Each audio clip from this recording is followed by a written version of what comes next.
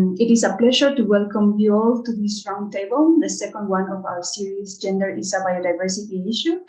The roundtable is particularly to discuss one main question about how to update NBSAPs and develop national reports from a gender-sensitive, gender-responsibly.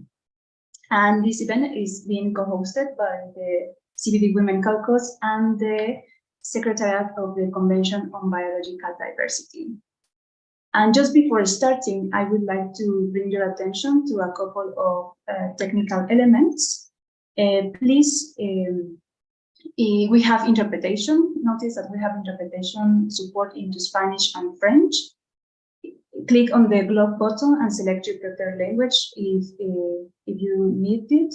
And also, if my colleagues interpreters, could you are able to chat, to send this message in the chat for the people that are listening to English, that they notice that there is the interpretation.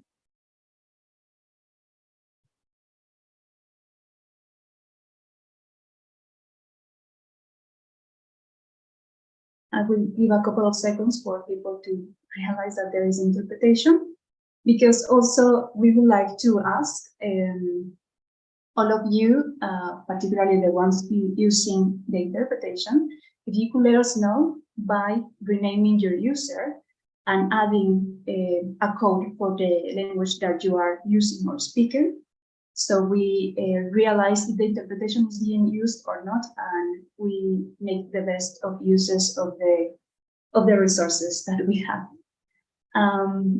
Second, also to address your questions, we encourage you to type them in the chat during the session, and if possible, to specify who among the panel you are directing them, and we will address as many as possible questions after all the interventions are made. So, being said that, let's begin the discussion, and I just want to give a brief introduction before. And well, recognizing that national biodiversity strategies and action plans are the principal instruments for implementing the CBD, and that national reports are the main instrument for monitoring and reviewing the work under the convention at COP15 under the decision 15.6. The parties adopted a mechanism, an enhanced multidimensional approach to planning, monitoring, reviewing, and reporting. Under this decision, parties to the CBD committed themselves, among other actions, to revise and update their NBSAPs aligned with the Kunming-Montreal GBF and its goals and targets, and to submit them through the clearinghouse mechanisms by COP16, saying that they just have 1.5 years to revise or update their NBSAPs. Also, they agreed that once to adopt these revised or updated NBSAPs as policy and or legal instruments, and also to mainstream them with broader national strategies and plans, such as their national development plans, their poverty reduction strategies, and other relevant national sectoral and cross-sectoral plans. And finally, a main decision that they agree on is to submit their 7th national report by February 2026 and the 8th report by 2029. And our speakers today, they will give us more details about how could this be done on a gender-responsive manner, and by identifying minimum elements that should be included in the revised NBSAPs, and also to identify entry points of how to integrate them in the 7th and the 8th national reports. For that, I want to invite a distinguished panel today. First, we're going to have Cecilia Kitaiga, UNCBD Women Caucus Advisor. Then we will have Gillian Campbell, Head of Monitoring, Review and Reporting at the UNCBD. We also have with us Marion Marigo, Capacity Building and Biodiversity Senior Officer from UNDP, and Georgina Catacora Vargas, Researcher at the Academic Peasant Unit, Tiahuanacu, of the Bolivian Catholic University. Thank you so much to all of you for being here with us. And now I will like to give the floor to Cecilia Gitaiga, advisor of the Women's Caucus, who is joining this roundtable all the way from Kenya. Thank you so much, Cecilia, for being with us.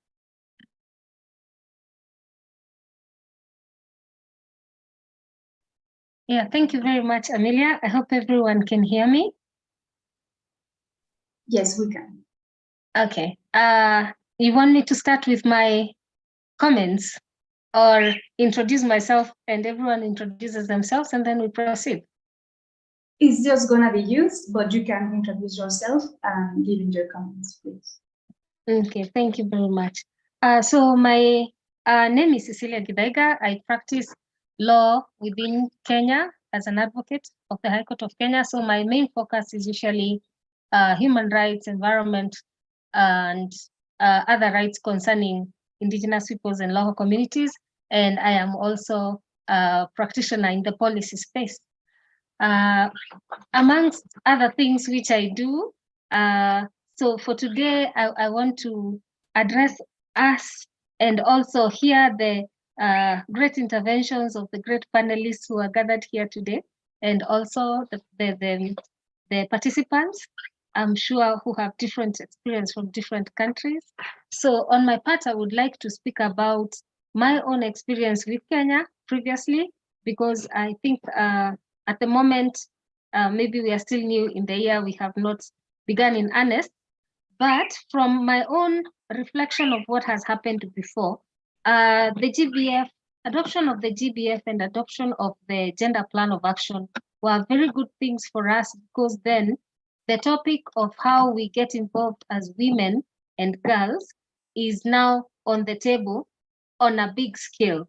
So it means that we have to not only demand our rights as we used to, but now this has become a norm from the international to domestication at the national and the local levels. So what that means is that even when NBSAPs, as you have had, policy instruments for implementation of the CBD, which also do contain a lot of information about a country, would have to adopt an approach which addresses all levels of governance, from the community to the subnational level, and the national and the regional and the international level. So it's a graduated approach, looking at it from the top down or bottom up, depending on which area you practice. You will find that the principles could be the same, with variations related to the space where these women and girls are found. For example, the ones working at the international levels might have different dynamics from the ones at the regional and the community level. That's what I mean. So we have these levels of governance in Kenya. Besides the international, we have the national, the subnational, and then we have the local. So what do we expect to happen with respect to implementation of the GBF is to notice that this is a policy making process, which means it is subject to the laws of Kenya as far as public participation is concerned. And public participation in Kenya requires that you involve all sections of society across levels of government. So that will mean you involve the youth, IPLCs, women, private sector, who else is there? Civil society, and everybody. And the participation not only needs to take place, it has to be meaningful. So what that means is that even for women and girls, that participation has to be meaningful. But for it to be meaningful, the procedure adopted has to be sound. It has to be good procedure that is legally acceptable. And in addition, the procedure needs to be one that is accepted. You know, we don't create rules as we go. We must follow the rules that have been laid down. It's only that when they are not very clear, then proper guidance is adopted. Because once the rules and the procedures are good, then it means that the substance of the rights that you are seeking will be realized. I hope I am making sense. Good rules and good procedures make a sound process that will lead to achievement of the rights that we seek to pursue. So what that means is that women must, in addition to seeking rights to be implemented, they have to ensure that they are engaged in the processes of decision making, just like the GBF had mentioned in the two targets that we are always happy about, 22 and 23. So we have to ensure that if there is information out there, we are able to access the information. And if there is a process of decision making, we have to be able to find a way of participating in the decision making process. And we have heard before that if a table is not provided, you have to make your own table. So we also have to have avenues through which we can engage with government, as we know that government is a key stakeholder in the development of NBSAP. That means, therefore, that we cannot purport to implement our actions without involvement of government. And it's a good partnership that will yield in the long term. So we have to find out also where government is working and on what.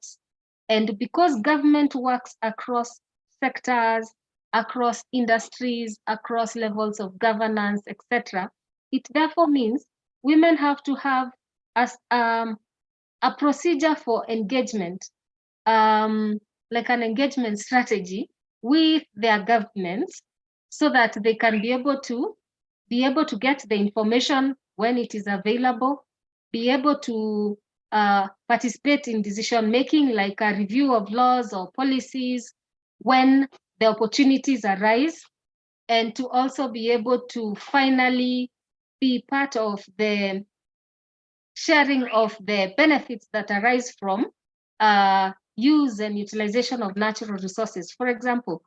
So there are many ways of implementing our rights, but again, there has to be some order because we have to pay attention to what the international mechanism talks about, like the targets 22 and 23, which provided for access to information, to biodiversity information for IPLCs, women and girls.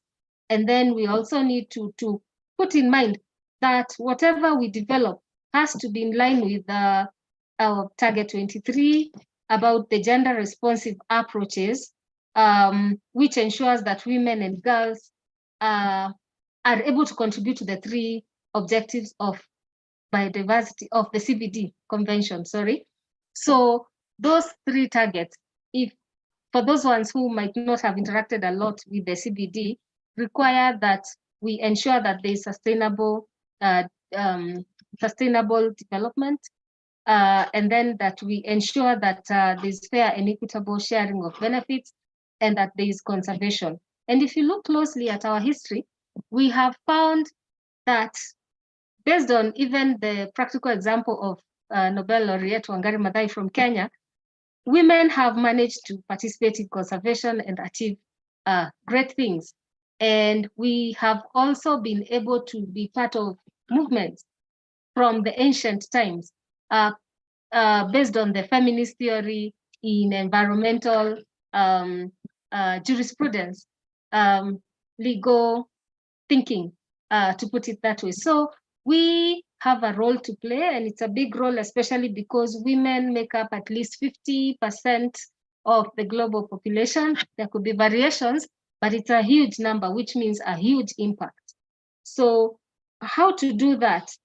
When developing the NBSAP, it is always a good idea to make sure that where the sectors are represented, the number of women compared to men is also taken into account. For example, our Kenyan situation requires that we maintain a 2/3 gender rule, meaning that there is not one gender that must exceed the other one in any spheres of public engagement, policy making, or offices everywhere. So having that in mind, and some countries have 50%, which is very good. So having that in mind, it is important to consider the proportion of women in the sectors that are being represented in the development of the NBSAP, and this would be practically almost all the sectors of the economy. So how many of them come to the table to discuss matters, gender, or how they participate, even if they are in different levels, academia, students for the younger women, and maybe the technical expertise, managers. You know, there are those areas in society which we need to consider when addressing women's issues, so that we don't have a threshold for women holding smaller positions and men holding higher positions in a certain skewed format, whether by design or by default. It's good to make sure that the ones who participate are equal, both women and girls. And to do this, it's good to identify in those NBSAPs the vulnerable women also, and to identify how many of them are beneficiaries of these processes, how many or which parts of society provide women as stakeholders. They are also change makers, and then we can be able to define their level of engagement in the various processes of development of the NBSAP. And I believe that when we go to what is equality, it would be good to also check the specific issues with respect to the vulnerable people, especially persons with disability, the marginalized, the minority communities, because then we have to apply a different standard to make sure that the women and girls in those communities are given a better, bigger platform or enhancement of opportunities for them to participate in engagement in the NBSAP. I do not want to take a lot of time for the sake of others. Amelia, if you have more time, I could engage later. Thank you for that for now. Thank you. Thank you so much, Cecilia, for giving us all of these inputs. Like, definitely all of these are important for our discussions. They're about the challenges, the opportunities, and the particular cases that we need to look, the particular details of each cases that we need to take a look at. And now, once considering that one of the eminent responsibilities of all governments is to revise and update the NBSAPs aligned with the Kunming Montreal GBF, we will listen from Gillian Campbell, Head of Monitoring, Review and Reporting at UN Convention on Biodiversity, on how could this be done in a gender-responsive manner. Welcome, Gillian. It is a pleasure to have you here.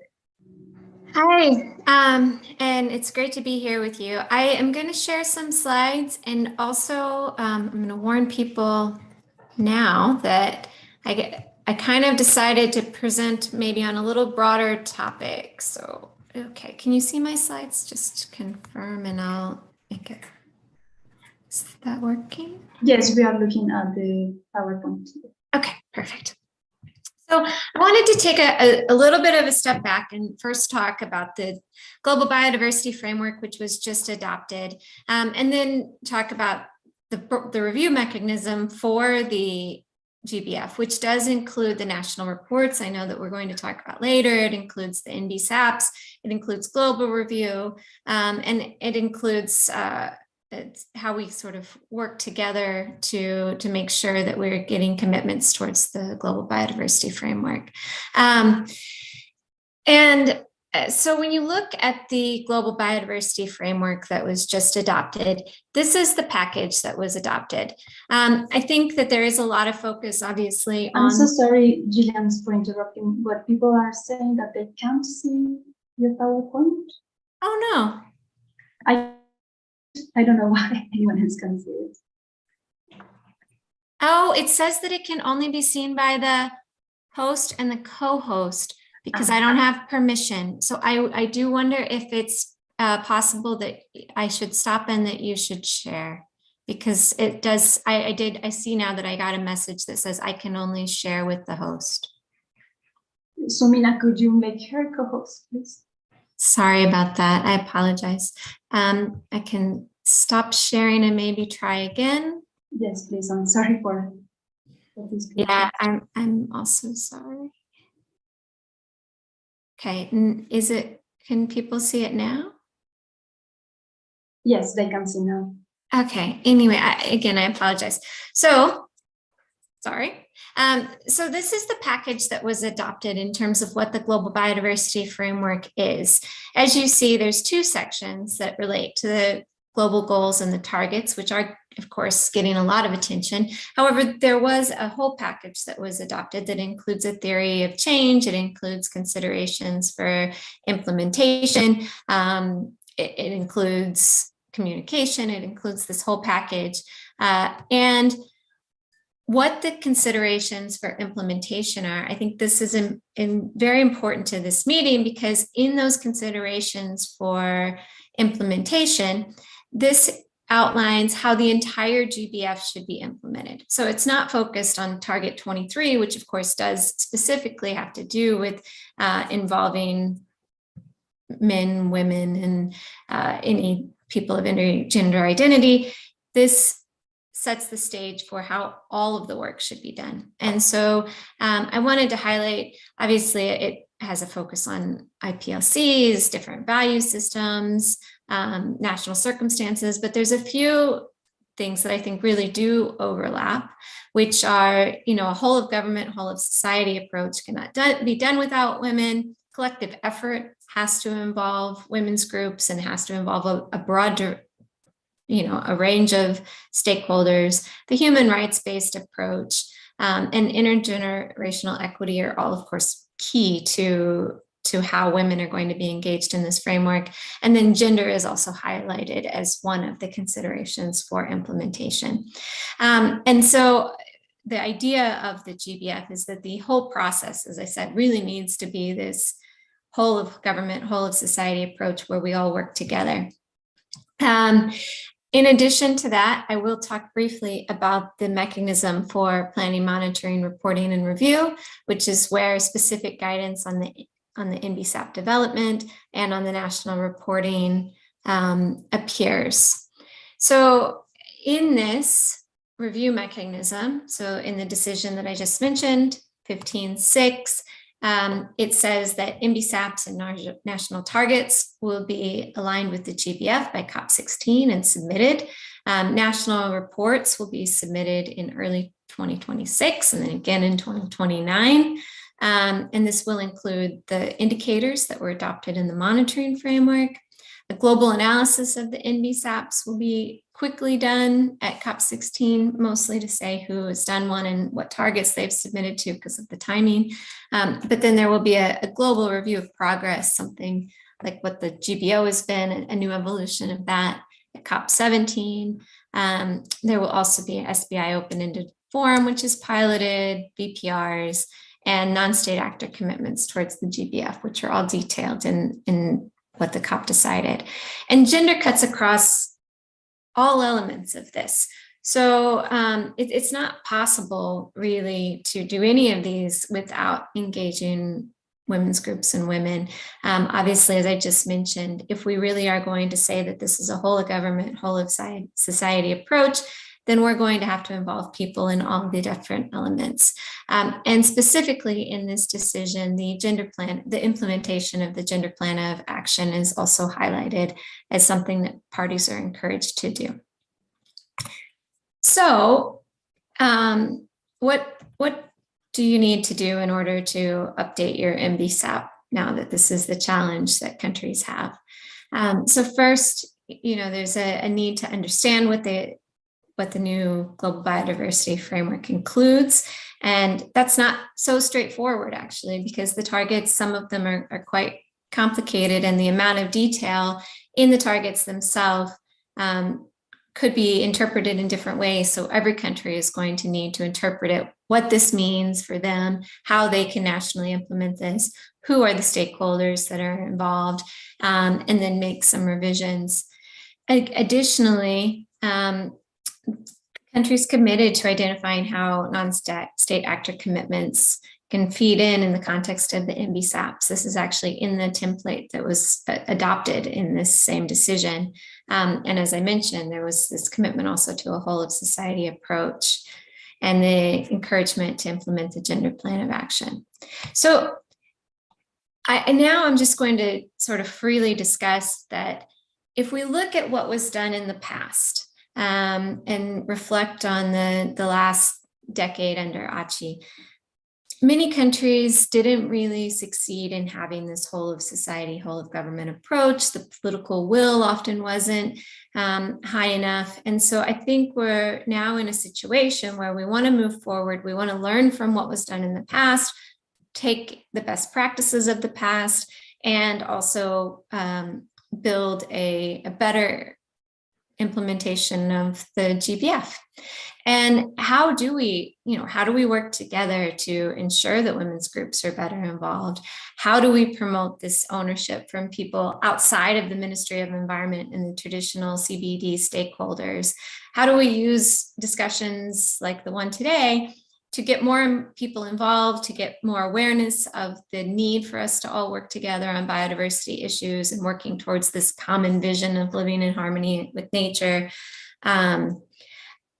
I think we're not quite there yet. And so it's great to have discussions like this where we can find a way to work together better at the global level, at the national level, learn from good experiences in some countries.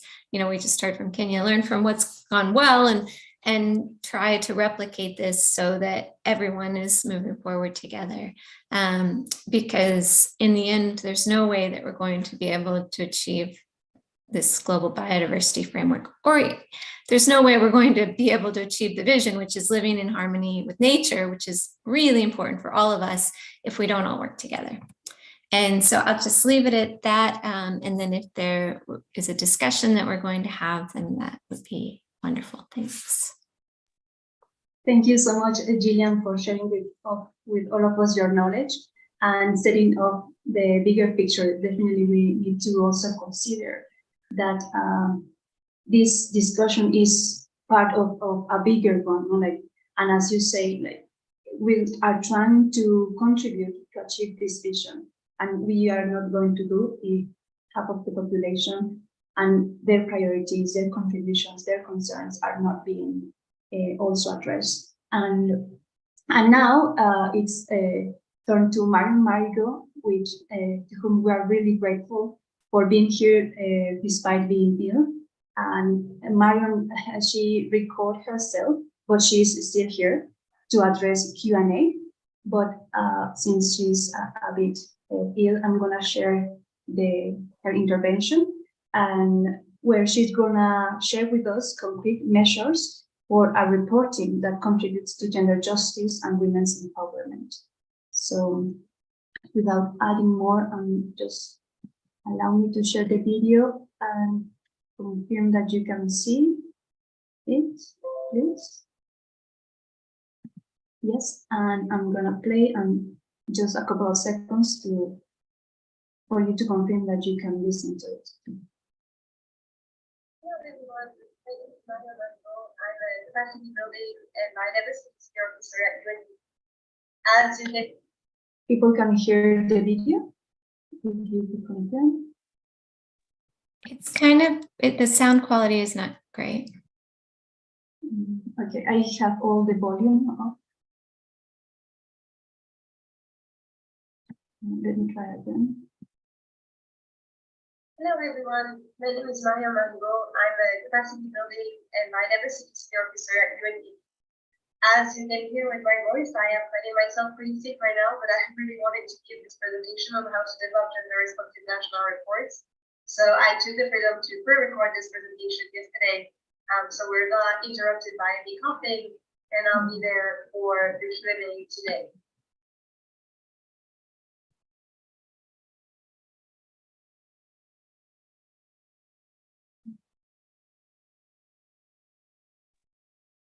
Okay, yes, Marion is going to share directly so we can hear better.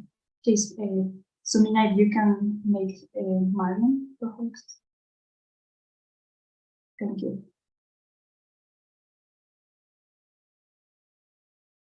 And I will also send the video link. Okay, let's see.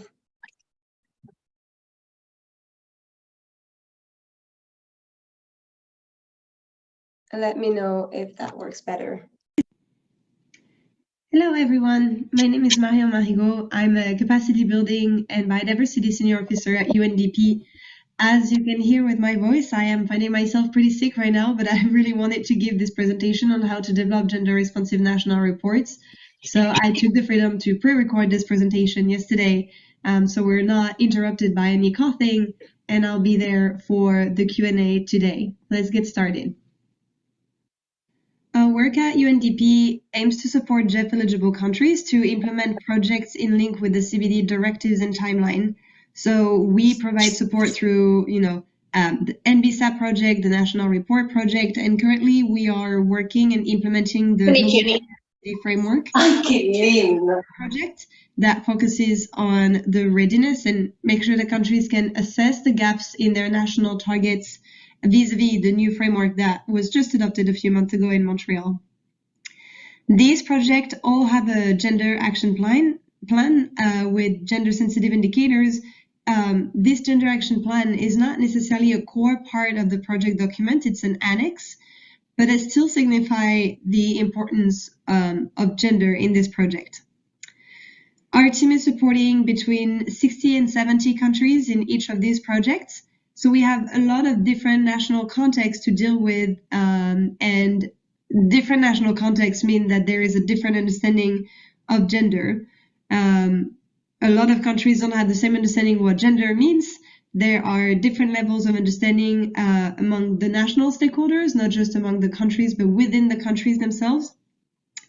And a lot of countries are still unclear why it is relevant to mainstream gender in the designing phase, the monitoring phase, and implementation of NBSAPs, and why is it important and how can we report on gender? Overall, I guess the main question that countries still have is how to mainstream gender and how to make sure that we can have a gender-responsive national report. So our job is to support countries recognizing the multitude of understanding and context.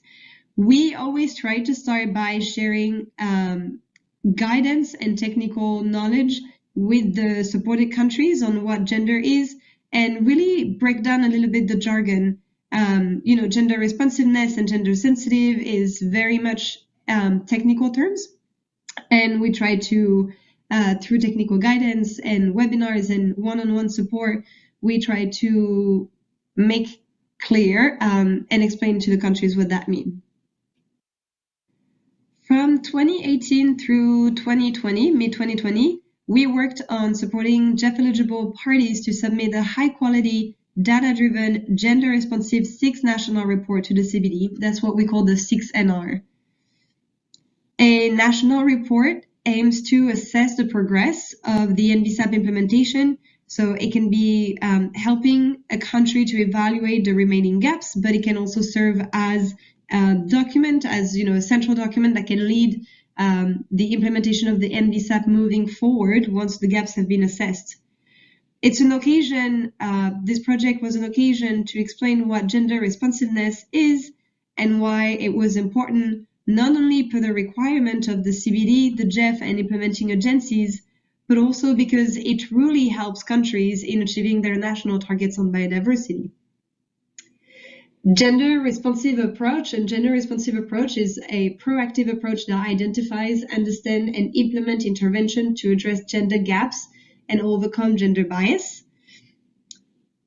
At UNDP, we wanted to make sure that a maximum of countries were producing and understanding what the gender-responsive 6NR is. So to do so, we provided technical support via technical guidance, as I was mentioning, on gender and stakeholder engagement more generally. We encourage peer exchange because it happened that a lot of countries that are facing similar challenges or have similar cultures or even similar ecosystem are really powerful when it comes to interacting with each other and learn from each other.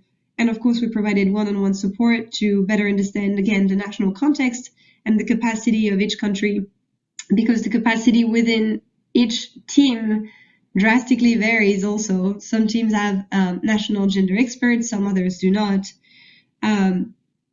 Importantly, the feedback that we received from the countries enabled us to provide feedback in turn to the GEF for upcoming project and, refine our ability to support countries better moving forward. So as I said, we provided support to the GEF eligible parties during the 6NR project. In this project, we had 64 countries. Based on the gender analysis that we did of all of the final 6NR from UNDP supported countries, we established that 56% of them were gender responsive. We did this analysis based on the final document, the final 6NR that was submitted to CBD, which included a quantitative and qualitative review of all the 6NRs.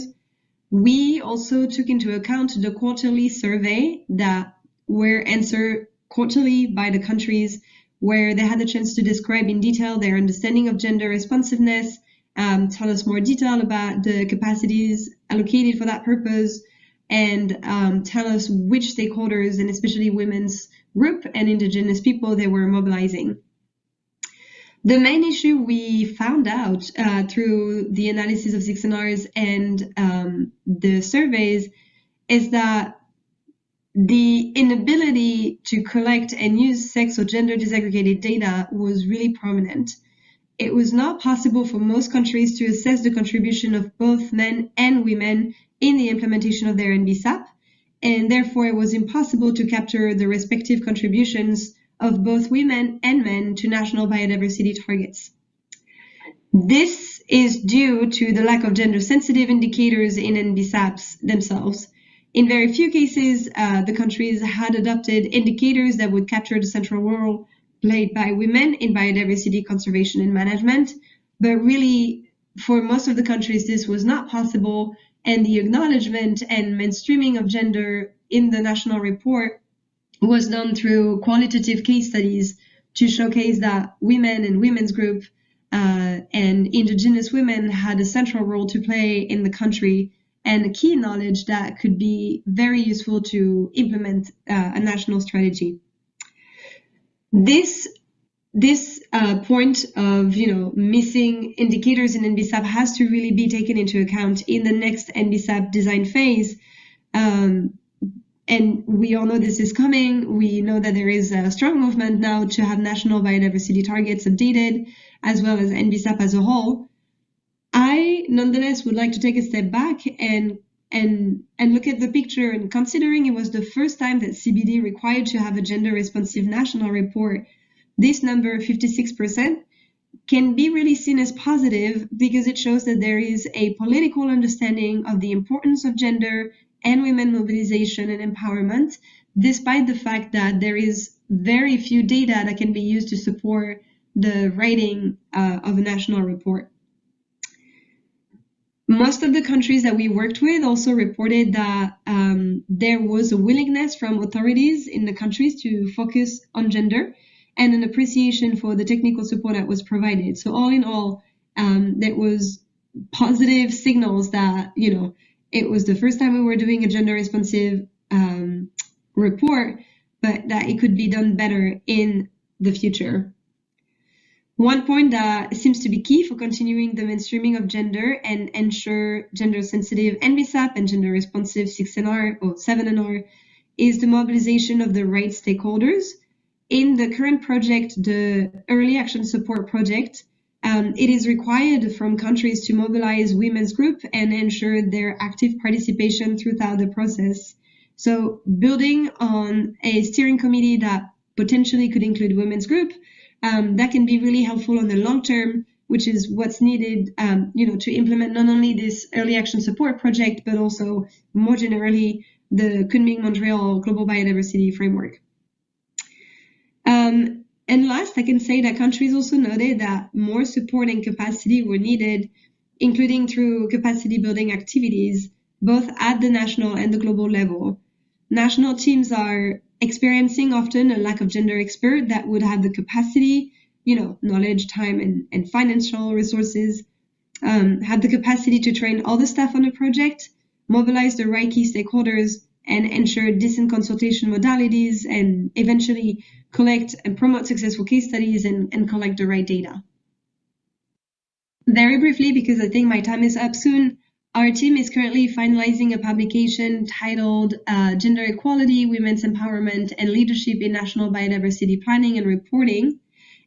This publication builds on the gender analysis that I mentioned that we did for the 6NR, and it focuses in detail on the capacity, gaps, and challenges encountered by the countries, especially the ministries of environment and the lack of capacity and data that they experience.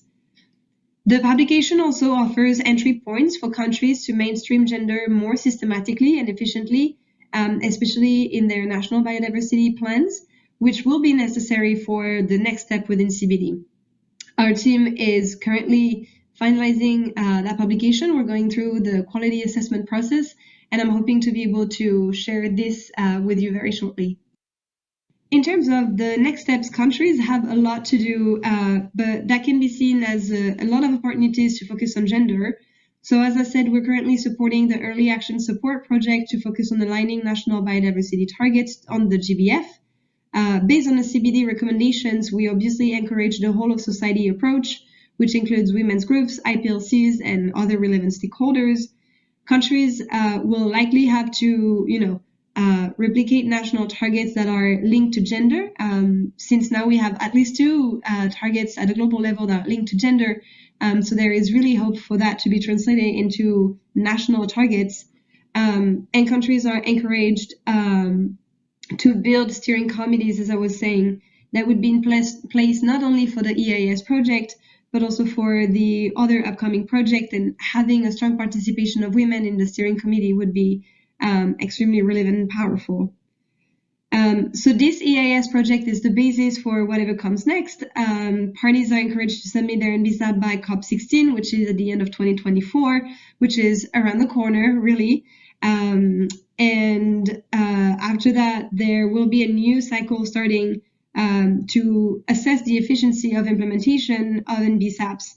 And so the story repeats, right? And we will support countries in preparing their 7th national report, which I am pretty sure we have a strong gender component, and hopefully we'll build on gender sensitive indicators in the NBSAP, which would enable us to have more than 56% of gender responsive national report. That's it for me. Thank you so much for listening. Again, you can reach out to me on the address on this screen, and I'll be there for the Q&A session. Thank you. Thank you so much, Marigon, first of all, for being here while being sick and for making the effort of recording you. I think that all of us, we have really learned a lot during your intervention, and I will take one of the phrases that you said, that is, but I disagree a bit, because you said that the story is repeating or is starting again, and I think that the opportunity is there again to make the things different, as you said, because there are a lot of best practices and lessons learned, right? So I think you highlight many of the gaps and challenges that have to be addressed, that there's no other way if, as Gillian said, we want to achieve the 2050 vision. And there's no way of reporting gender responsibly if there is no gender responsive planning, right? But before jumping into the discussion, because I guess that all of us will have comments to the 3 previous speakers' interventions, let us hear from Georgina Catacora Vargas, researcher at the Bolivian Catholic University, about national and on-ground experiences of how to develop both instruments. So please, Georgina, the floor is yours. Thank you very much, Amelia, and greetings to everyone from Bolivia. In this intervention, I'm going to try to be fast, but I would like to address few general points on the topic that joining us today, and also a few reflections based on the Bolivian experience. And I would like to start saying that the implementation of the good elements of the Common Montreal Global Biodiversity Framework in relation to gender, specifically in relation to women and girls, is very likely, which way I would like to say is very positive, but is also very likely to find important limitations, challenges, and even obstacles if there is not in place, nationally in place, sufficient regulatory and policy instruments that acknowledge the role of women in biodiversity action and secures the protection and realization of women's rights at social, economical, and political level. With this starting point, what I am trying to convey is that NBSAPs and national reports are part of a regulatory and policy context and cannot be isolated from them, from this context. If national regulations and policies nationally are not gender responsive, it's going to be very challenging than NBSAPs and national reports are.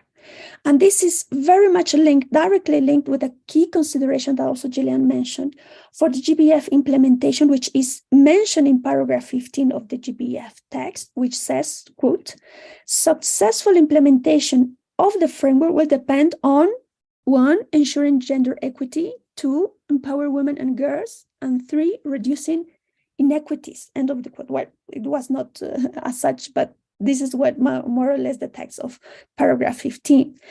And this text refers to 3 key conditions that results from a series of different normative and policy measures that aim at 1, fostering the same opportunities to women in relation to other genders, 2, improving and securing the exercise of women's and girls' agency, meaning that they have the knowledge, other capacities and conditions to decide, manage, and fairly decide their own livelihoods in dignifying ways.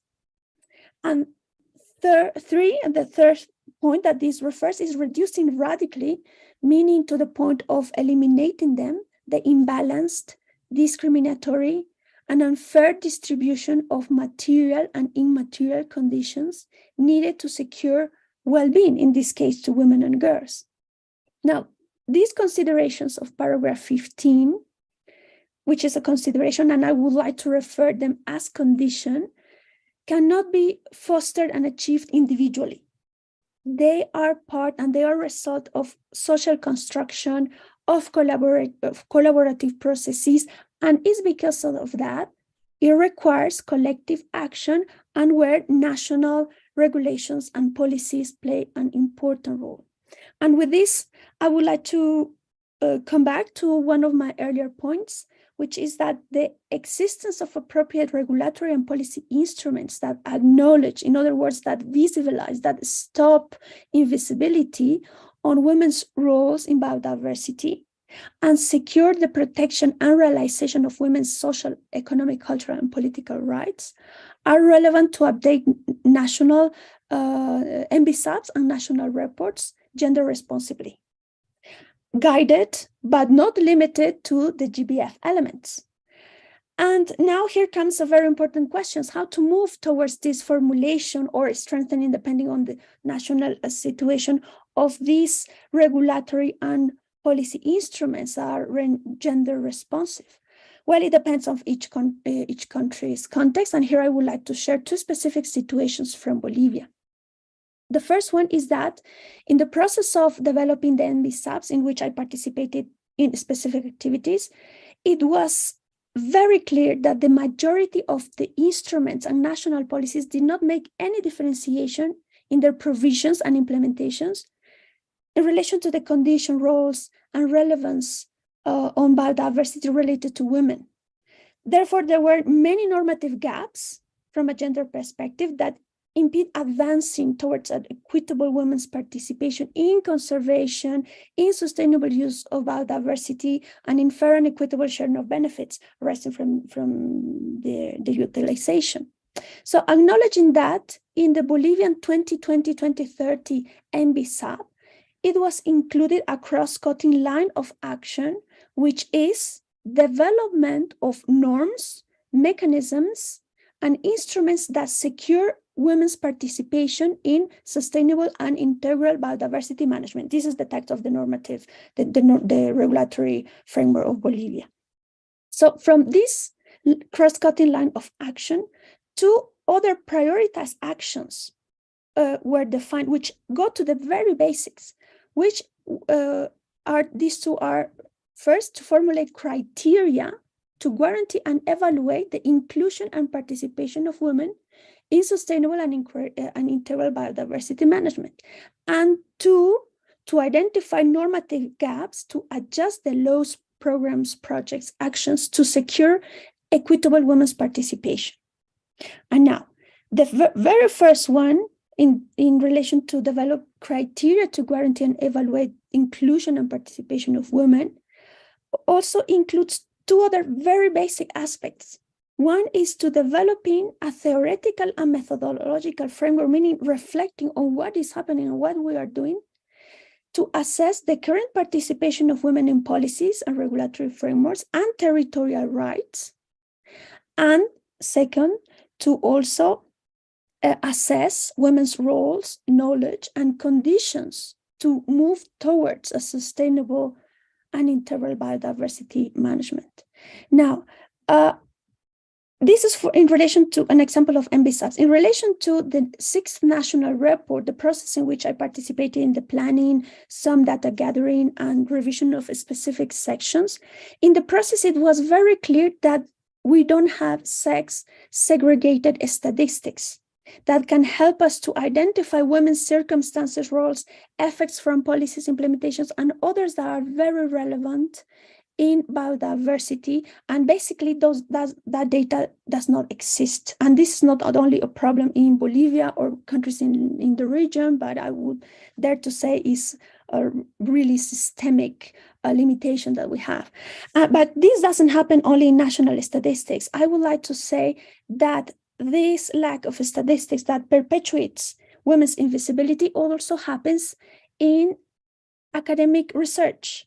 And I can mention this because last year with colleagues, we did a study that entitled Women's Sustainable Ecosystem Management and Adaptation to Climate Change in the Andean Region. We concentrated in the Andean region, a policy-oriented literature review. And we found that only 10% of the articles retrieved at the end, there were only 90 articles related to women's ecosystem management in the Andean region.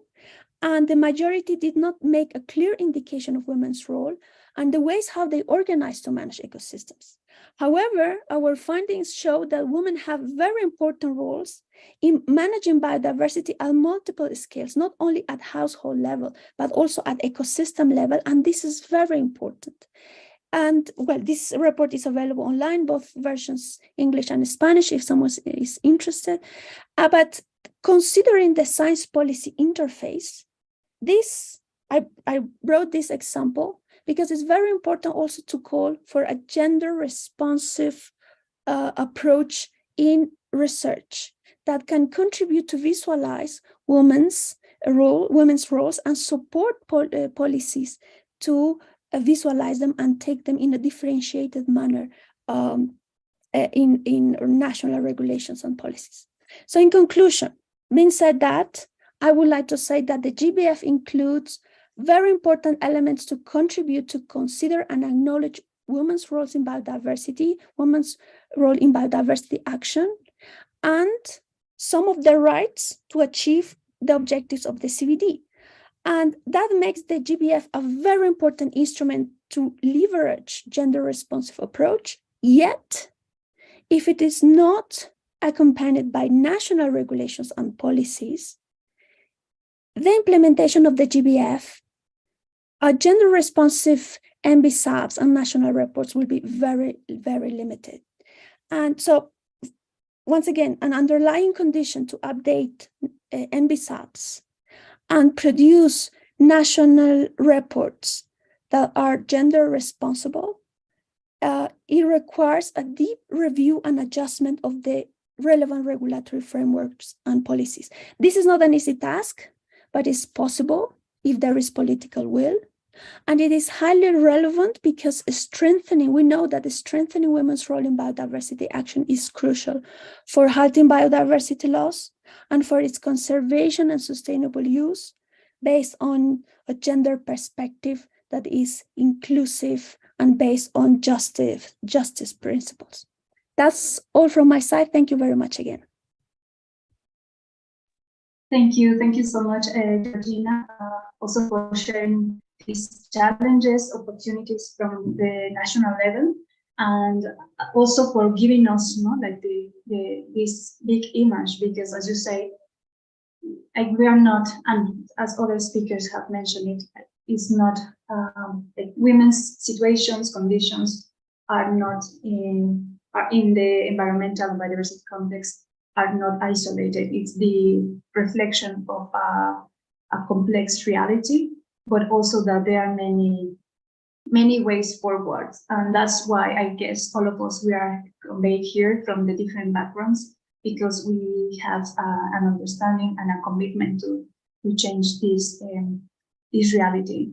So I would like to mention also that for our participants and our interpreters, that we know that we are over time, but we would like to invite you all to stay at least 10 more minutes.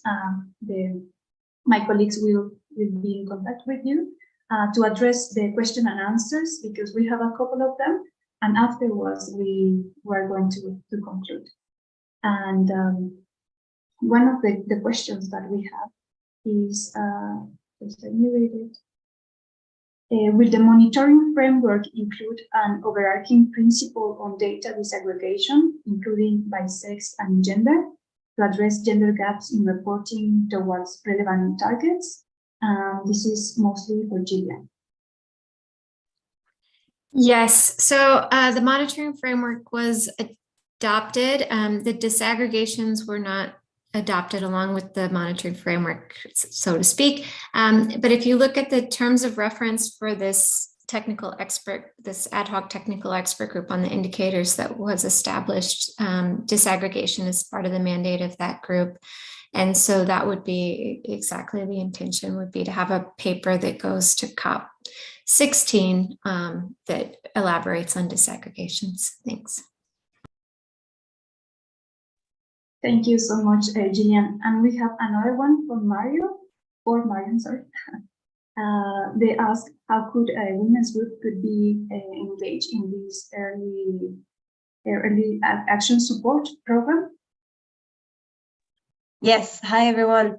Yes, so the group that are engaged in this project vary from country to country. So we, as the entity supporting the countries, we encourage them to select or identify the groups of women, or more generally, relevant stakeholders that should be involved in what we call a steering committee. Because, as I was saying in the presentation, we have, I think, 69 countries this time. We can't really provide one specific guidance that would apply to all of the countries. So that's why we provide quite a lot of flexibility in the groups that should be involved.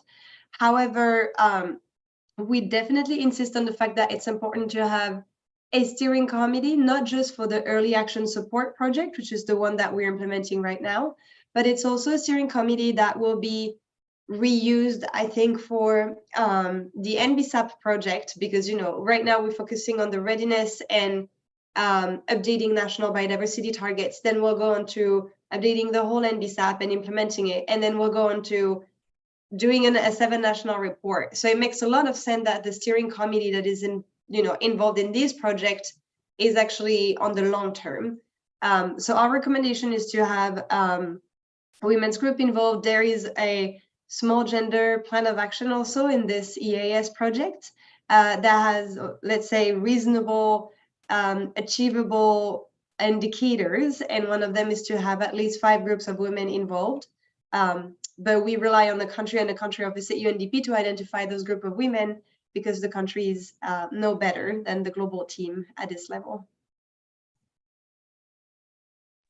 Thank you so much, Marion. And I also think that it could be interesting if the Women Caucus could also partner, no, because most of our members are distributed all around the globe. So, and they, as you can see in the chat, they are showing a lot of interest in to participate actively in all of these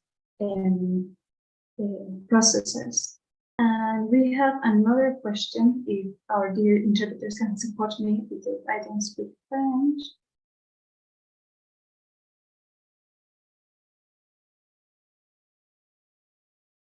If you can translate the Patrice Sadbo question.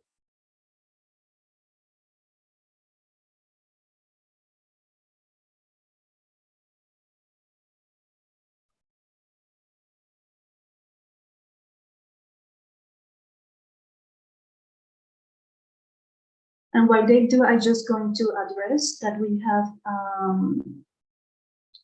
these other questions for requesting our speakers, if it's possible to share the PPTs and also the links to the reports and publications that you have mentioned. I have seen that you have done in the chat. Thank you so much.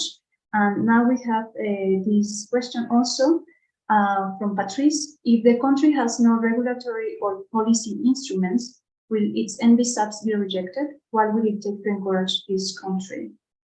Perhaps, Gillian, you could answer this one?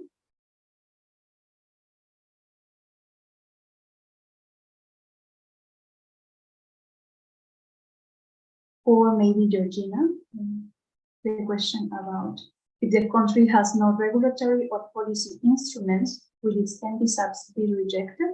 What will it take to encourage this country? Thank you. Not sure if I am the right person to answer this, but I would give my perspective, and which is a party or country that is party to the CBD is because it has certain level of commitment towards biodiversity. So it has to have at least a minimum number of regulatory and policy instruments to put in place. So I think at this stage, there is no country that has zero on that, or would have even also zero in relation to policies that relate to gender responsiveness. So I think there is always something to grasp on and to keep building the processes. But if it is a party to the CBD, the NBSAPs and all the institutional support existing to develop them is an advance. So that will help to, if a country does not have, to have it and to improve it. So I don't think it's a question of approving or disapproving NBSAP, because at the end also are national instruments, and that's also under development, and it's also part of the, in relation to the national frameworks, is part of the country's sovereignty. So I think it's, in my view, it's going to be very, very hard to find that situation that there is nothing or an NBSAP rejected. That would happen at national level. The CBD and mechanisms does not reject an NBSAP, so that's not possible. But perhaps Gillian or someone else from the CBD or UNDP have more precise answers. Thank you. Thank you so much, Georgina. Marion, would you like to come on board? Yeah, I think Georgina's comment is very on point. I see Gillian is coming back on board. The CBD doesn't have the mandate to refuse an NBSAP, so it wouldn't be refused at this stage, but it's also, it would be surprising that there is no regulatory mechanism. And again, the CBD has a lot of parties, signatories, and so there is not one way to have regulatory mechanism. It also depends on the country. So I don't have much to add to what Georgina says. I think it was very on point. I do think Gillian is coming back. I think, Patrice, you also have the question on the chat about not giving realistic data. And again, I think I'm not sure from what perspective this is coming from, and the fact that countries have to give wrong data. I think this is really not what we want. At least at UNDP, we really want to know the reality of the country, you know, and if the targets, whether they are national or global, are not achieved, then we need to know that they're not achieved. And that's what was in the Global Biodiversity Outlook number 5, where we looked at the implementation of all of the Aichi, activities to achieve the Aichi biodiversity targets. And the result for most of us was somewhat disappointed because we realized that we didn't achieve the targets.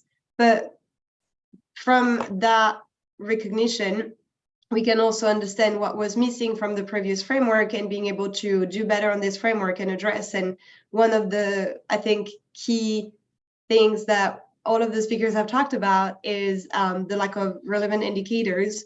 In our case, we're talking about gender sensitive indicators, but there can be other indicators and, on I don't know, ecosystem conservation, for instance, that can be used.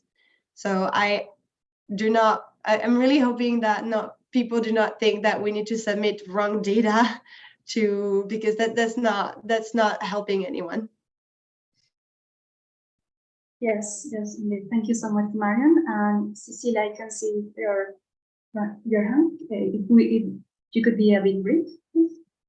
A reaction to that, just to jump in and add, in addition to what has been said, I would add that this is why civil society is in society, to check and confirm and report, so that when we have information, not that we're doing, such work with a bad intention, but also to show that there are things that need to be done, because in the absence of civil society, a certain check is missing, and society might not be able to, for example, report on gender appropriately. For example, the civil society can check to know from, for example, the policies that have been developed, how many of them have had in the programs women involved, and then how many of them have had women at the grassroots level involved. So these are things that civil society at different levels, at community level, at national level, subnational, wherever they are, even at the international, can help us understand, so that we can speak about it and get people to comply, because it's in our interest, all of us. Thank you. Oh, sorry, one more thing, Amelia, sorry. Kenya has this body called the National Gender and Equality Commission. This Gender and Equality Commission is a body where you're supposed to report issues of inequality or discrimination or things like that. So it would be a good place for us, for example, to say and report that there was no compliance with this particular aspect. And then other mechanisms that are legal can follow to enforce compliance, because we are part of the CBD and it would be a requirement for Kenya to comply with them. Thank you. Thank you so much, Cecilia. And before closing the session, I would just like to mention that there are a couple of more questions that we're going to address by email, because we know that we are on over time, and but we for sure gonna pay attention to them. And well, definitely this has been such an inspiring session. We got a lot done today. Thank you all for your contributions and for making this a vivid dialogue. And despite the challenges, thank you so much for your patience. After today, it is clear how gender considerations could be completely mainstream into NBSAPs and national reports, and that we have also, as you mentioned, lessons learned, different mechanisms, best practices, and the support of these institutions, and particularly these two colleagues that are gender champions and they are really committed.